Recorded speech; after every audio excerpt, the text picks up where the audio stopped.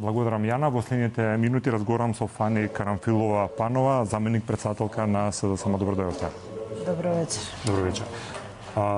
Нормално се поставува прашањето, тука сме вечерта да собереме помош, да им помогнеме на овие наши сограѓани, освен овој начин што го правиме, како според вас може да им се ублажи болката доколку може на семејствата на страданите?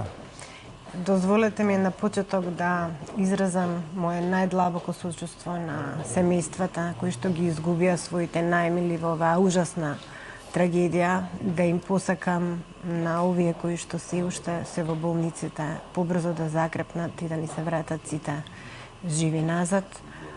Ова што се случи во Кучани е една колективна трагедија и траума, би рекла, нешто што ќе остави трага во ова наше општество долги години. За семејствата и блиските на загинатите, па и на децата кои што се повредени се се уште на болничко лекување, во моментов веројатно нема ниту зборови, ниту дела што значат утеха.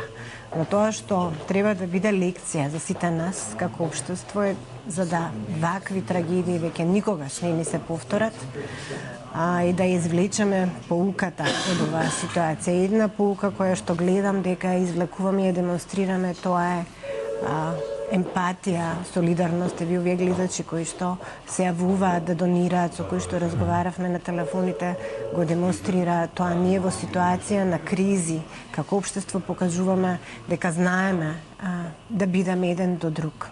Тоа веројатно на семејствата во моментов најмногу им треба. Им треба поддршка од владата, треба сериозен фокус на Кучани, на целиот регион, би рекла, кој што исто така имаме жртви и во Штип, и во Виница, и во Чешиново, и Облешово, и така натаму, и во Скопје, практично на територија на цела држава, но фокусот да биде во Кучани, да го направиме Кучани символ, место кое што ќе зрачи со хуманост, кое што ќе зрачи со мотивација и со инспирација, да младите кои што се таму и кои што ќе се раѓаат, идните генерации, ќе сакаат да останат во тој град. Ни треба сериозна креативност, сериозна посветеност, јас би рекла, и сериозен фокус. Не смееме оваа црна трагедија да се претвори во црна дупка за Кучани и за источна. Дали може би вие како политичари, како политички субјект имате некаков план како да се вклучите во хуманитарната помош и во помошта од секаков вид на семејствата на страданите на целиот регион, како што рековте? Така е. Социјалдемократскиот сојуз на Македонија ги става на располагање и во функција сите своји ресурси, и пред се мислам човечки ресурси, но и дел што имаме финансиски во поддршка на населението. Подготвени сме, изработуваме и некакви специјални програми кои што ќе значат некаква интервенција таму, но мислам дека најголемиот лавовскиот дел од работата треба да го заврши владата, затоа што институциите, па и ресурсите, вклучително и здравствениот систем и образовниот систем, каде што во моментов ми се чини дека се ова најголема потреба е да се работи со децата во училиштата и во основните и во средните, децата таму во тој крај кои што се директно засегнати и соочени со оваа траума, со разноразни психосоцијални програми.